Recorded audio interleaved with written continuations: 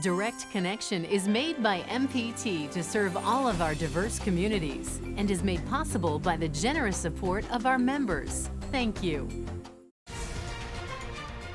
Live from Maryland Public Television, this is Direct Connection with Jeff Salkin. Good evening. Welcome to your Direct Connection. Coming up tonight, some theories on what happened to the Ravens. That's ahead, but first tonight, you've added an internet doorbell and security cameras, and now they are in turn letting the hackers into your house. Joining us tonight with expert advice on safeguarding your home is Rick Forno. He is director of the Graduate Cybersecurity Program at UMBC. Rick, thanks for being here. Glad to be here. So we've seen accounts of these little cameras that somebody would use to monitor a sleeping baby. The hackers get into it somehow and take it over, and that's pretty scary. It is, and a lot of times it comes down to the camera device itself being put on the home network and opening up a back door, if you will, for a hacker to scan that network, find that back door, and then use that to go in and take over the camera. Now, I mean, as long as the hacker doesn't do the creepy thing we've read about where they actually talk through the baby monitor, how would somebody know that this device has been compromised? You won't unless you know what to look for, or if the baby monitor starts issuing creepy voices at 2 in the morning, which is how some people have learned that they've been hacked, is when their baby monitor starts making rude noises or obscene words come out of it or something like that. Is this what's meant by the Internet of Things? Yes. Those are things as opposed to being computers, iPads. Correct. I mean, think of anything that's not a computer or an iPad or a cell phone, anything smart, a smart TV, a smart refrigerator. Those are all considered part of the Internet of Things. And there may be a firmware update at some point to address a vulnerability, but frankly, nobody is going to fix that. No, the vendors may at some point issue the updates. Security people like myself, we tend to be very paranoid about these things. We'll look in and try to find some vulnerabilities and put our minds at ease. But by and large, a lot of these products are insecure by design, and that can place the customers and the end users at risk. If the bad guys are able to get into your little doorbell camera, I don't know what the harm would be of that, but does that then give them a path to your PC, where maybe you've got some financial data, to your iPad or something else that's on the same Wi-Fi network? I'll never say never, but it's entirely possible. My greater concern about smart doorbells is the privacy of what it sees, what it records, and where does that data go. For example, local police departments have been working with Amazon to incentivize people to install doorbells, smart doorbells, to help collect, crime evidence. But where does that data go once the police have it? Do the users know that they can enable and disable the flow of that video to the police department? So there are privacy things like that. Do you want all your visitors who come, your family, do you want those their faces to be used for marketing purposes by these companies? Wow. So how would they do that? They would be able to see somebody come to the door. They've got facial recognition technology, and they know who it is? No. You have 3 or 4 friends come to your house. They ring the bell. They're seen by the camera. That data gets uploaded into the cloud to the camera provider. And when you look at the fine print, what we call the terms of service, the legalese that governs these sort of products, they say, some of them will say, we reserve the right to use the shared content, the audio and video from this device in any way we deem fit without any royalty or payment to you. Wow. That's like sometimes you'll walk into a store, a mall or something, and you'll see a little sign that by walking in, there's filming going on, right, and you consent to being filmed. Exactly. Except that they made the print really, really small and put right, it exactly. where you can't. Let's talk about the cloud itself, mm-hmm, because the idea of the security camera is the video is sent to the cloud for storage, mm-hmm, and if you come home and find that your, say, Amazon package is missing, you can go back and right, see what happened. But is the cloud itself inherently less secure than having it on a server, a chip in the device, a server in your house? Well, if you think about it, the cloud is really somebody else's computer. And it's up to them to determine how that computer or that set of computers is configured and secured and locked down, and whether their policies respect the confidentiality of your data and treat it with respect that you would expect. So whether it's stored locally or stored on the cloud, really the onus is on the user to know where that data is going and then hopefully take steps to control the spread of that data in ways they don't approve of. Let me remind our viewers, if you have a question about this, you can give us a call. The number will be up on the screen. You can also email your questions. The email address is livequestions@mpt.org. I always think of that shot. It was Mark Zuckerberg in his office doing an interview or something. Behind him is his computer, and where the webcam built into the computer is, he's got a piece of tape. And you got to figure if the CEO of Facebook, with all of their resources, can't secure that camera to his satisfaction, you know, what chance do I have? Exactly, but it raises the point about how people are starting to take their privacy more seriously. I'm encouraged when I go to the airport or meetings and I see the number of people that have taped over or covered up their laptop lenses because they're realizing that these could be used to spy on them, and they realize that's a possible concern. Could be the next big tech invention, a little piece of translucent tape. Let's take a phone call. Howard County, this is Mark. Mark, thanks for calling. Go ahead. Yes, hi. Hi. Mr. Farno. I enjoy your conversation. I had a couple of things I wanted to say. First of all, Amazon has had a lot of problems, you know, with FedEx. Now their relationship has been severed. There's been a lot of issues that have come up, and I wanted to mention that. Maybe you'll comment on that. The other thing is I'm planning to move into Federal Hill, and this house has no security system at all. So from your professional standpoint, what would you recommend in terms of a security system that would avoid all these other issues? Great question, Mark. Glad you called. So it's a safe part of a dangerous city. Right. I mean, are you putting? Is it going to look like FBI headquarters? What do you do? Well, you could certainly go to your local Best Buy and buy all the gadgets and wire your house for audio and video and lights and everything else.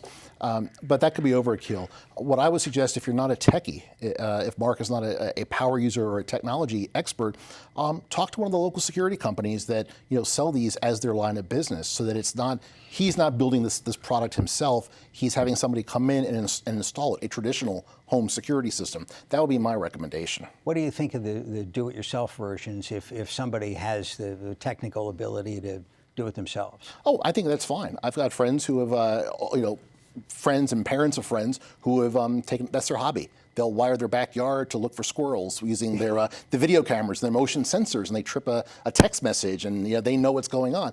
That's fine if you know what you're doing. But the key thing is to, again, know what you're doing and know what you're getting into. Even if you don't know what you're doing these days, most Windows machines, Windows 10, it updates itself.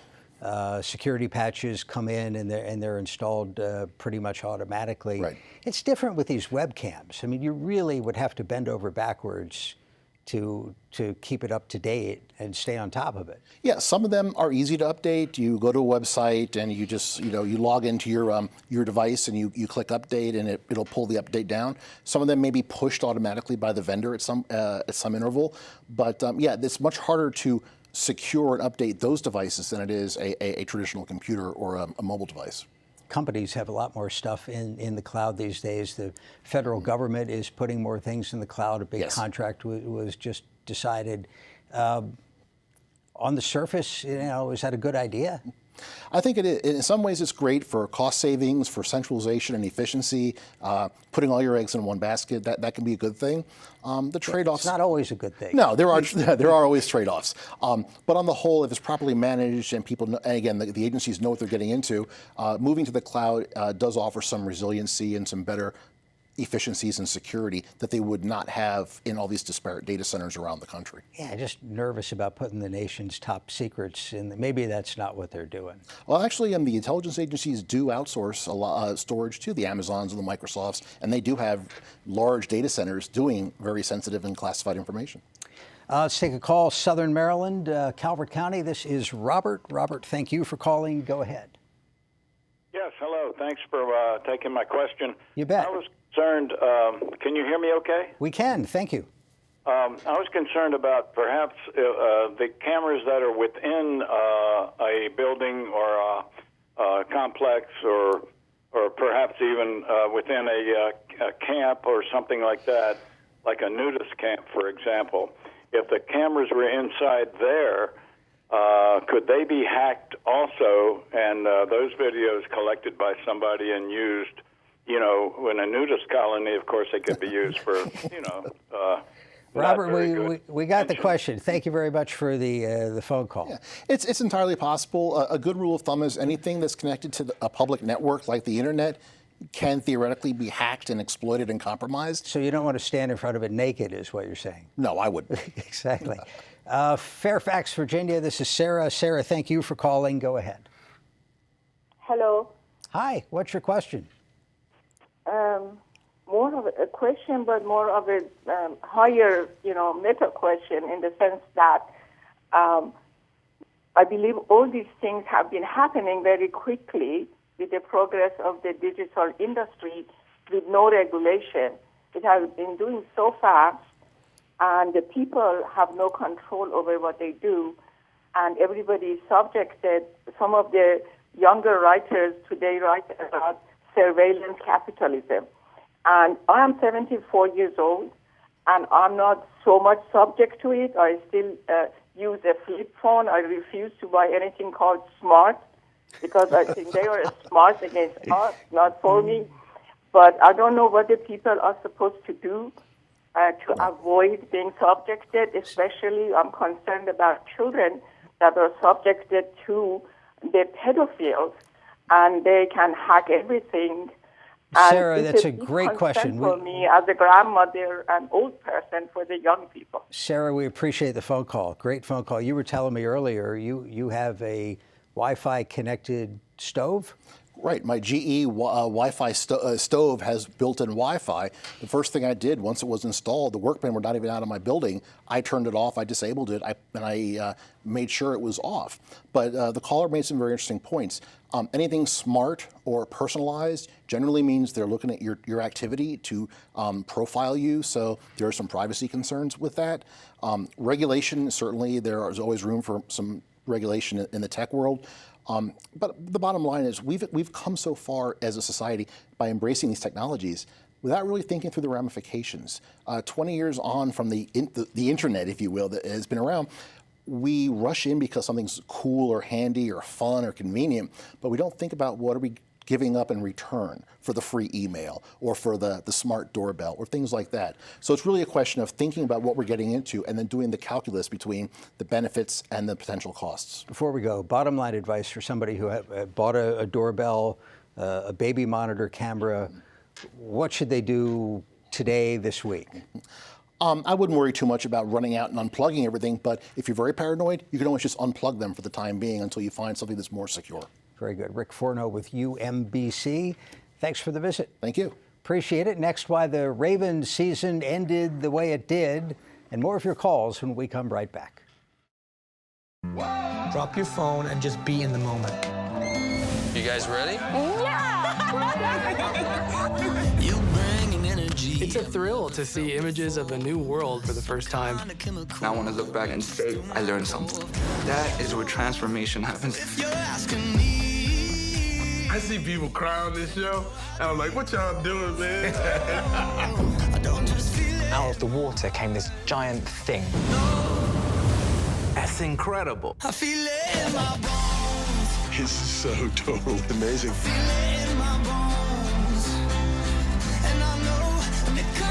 They hear that song and they're like, that's my story.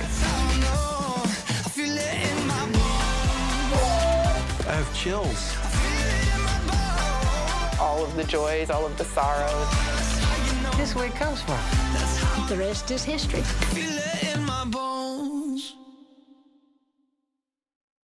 I want to know their stories. Here we go. I grew up believing that I could literally be anything I wanted to be. I'm gonna be very legendary. Things ain't never gonna be the same. Prove it. That sounds like fun. Are you ready? Are you ready? This is mind-blowing. That's incredible. Welcome to the program, everyone. That's amazing. Where I'm coming through. I have chills. It's going to be big this year. Compelling, powerful. Amazing. Legendary. We are overcoming limitations. I'm all yours.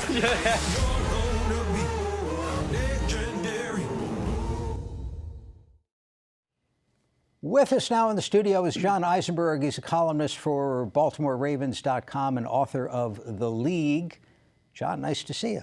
Good to be here. Despite the circumstances, wow, what a rough Saturday night. Yes, that is rough is maybe a nice way to put it. I think some other things were uttered along the way, but yeah, not the ending that anybody here expected. Not to minimize it, but any of these tournament situations, there's only going to be one winner. 12 teams get in, and 11 teams end their season with a crushing defeat. It's not totally unexpected, though. They were so strongly favored in this divisional game. Yes, and I believe 10-point favorites. Yeah. And I'll admit, first time I saw that, I said, whoa, that's a little high.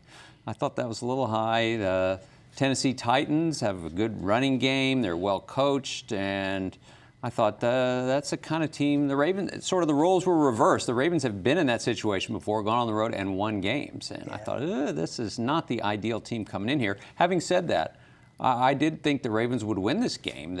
All those analytics and numbers really had them favored by a lot to get to the Super Bowl because they had such a dominant regular season. And as a fan, I'm sort of happy, a little bit kind of half happy that, star quarterback Lamar Jackson put up some numbers. I mean, the defeat is not totally on him. Oh, no. Lots of things went wrong.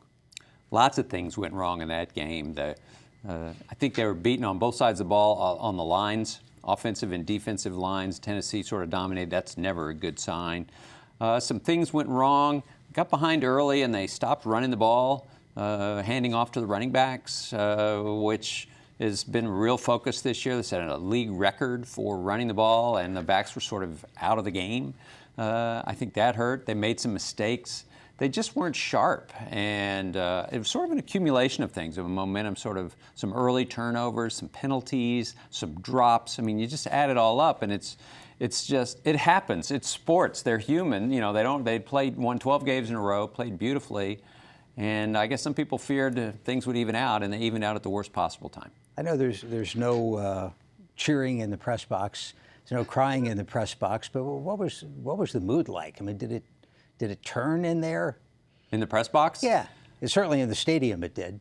Well, the press box, we're sort of hermetically sealed in there, and unlike in the baseball press box where you can hear the crowd, it's a little harder to hear, but I certainly could tell. The press box was quiet, and I think the stadium wasn't a whole lot louder. That was a very quiet night. People got quiet, and it was, I think, a shock. There were some bright lights, though. Marquise Brown, yeah. his catch, triple coverage, whatever that was, one-handed grab.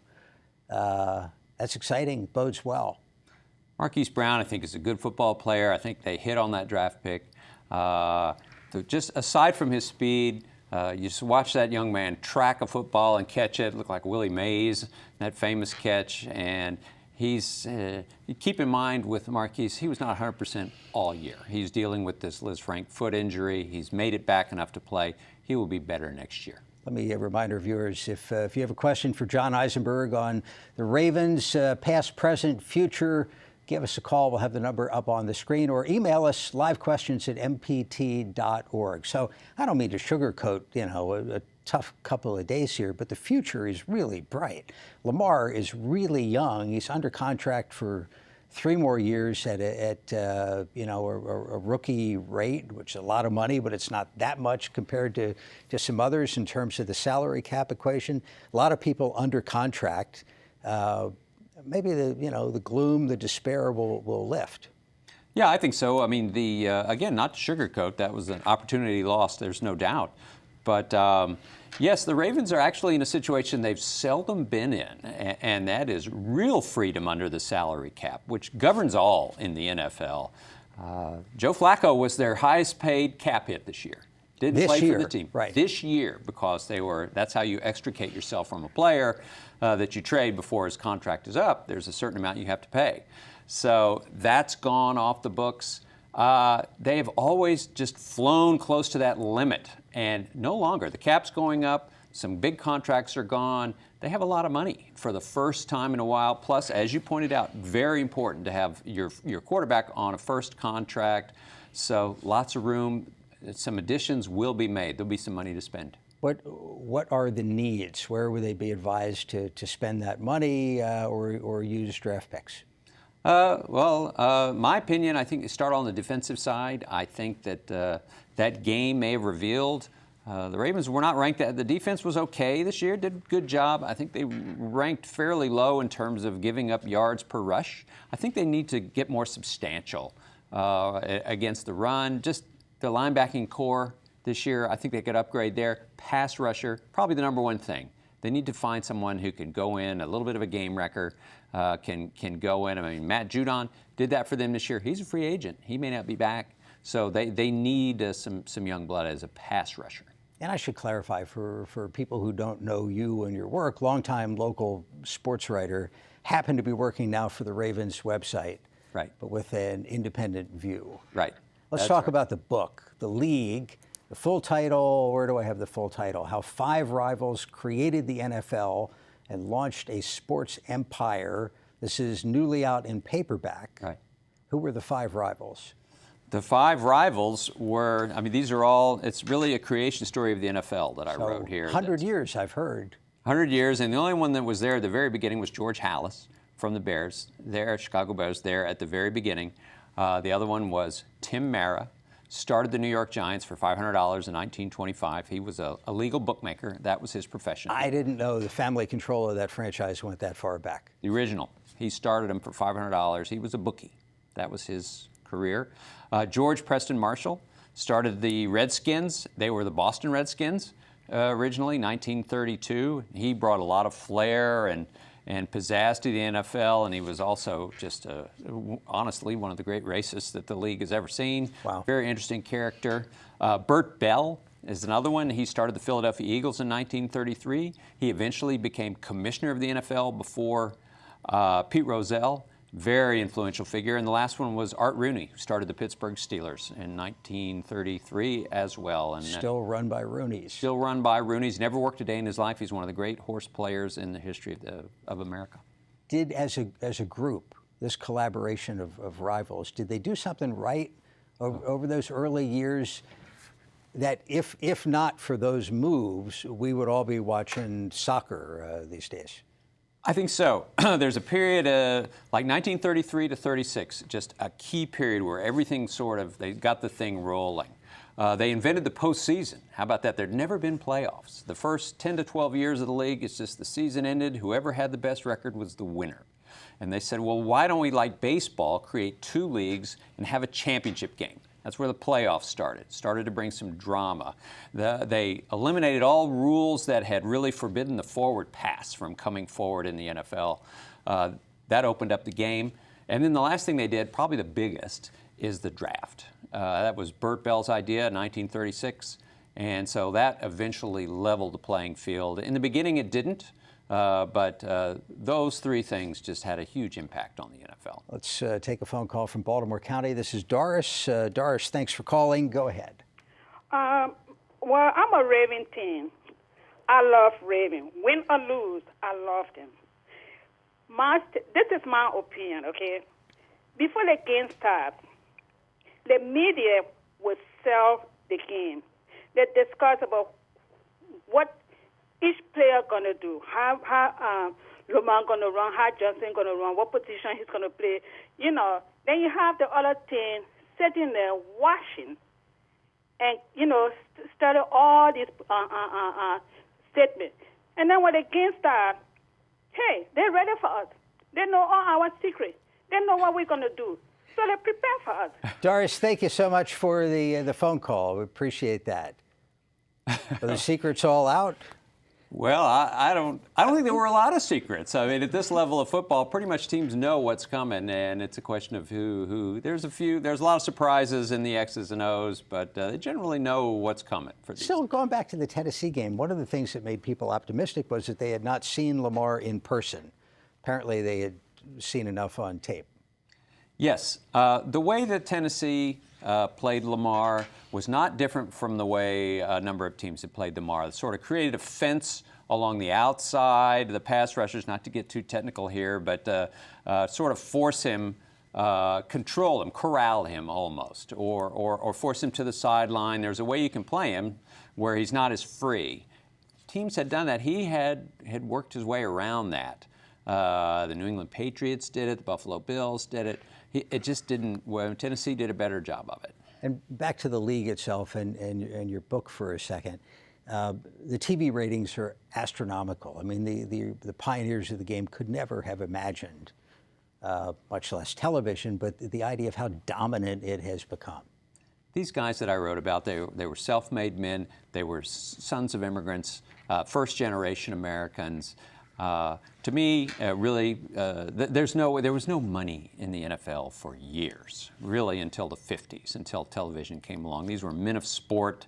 They believed in it. It's not a whole lot different than Henry Ford in the car or the cathode ray, television. It's one of the stories of 20th century America is the rise of pro football. John Eisenberg's book is The League. We appreciate the visit. My pleasure. Thank you, sir. Thank you for joining us for Direct Connection. We are back Thursday with Your Money and Business. Have a good night.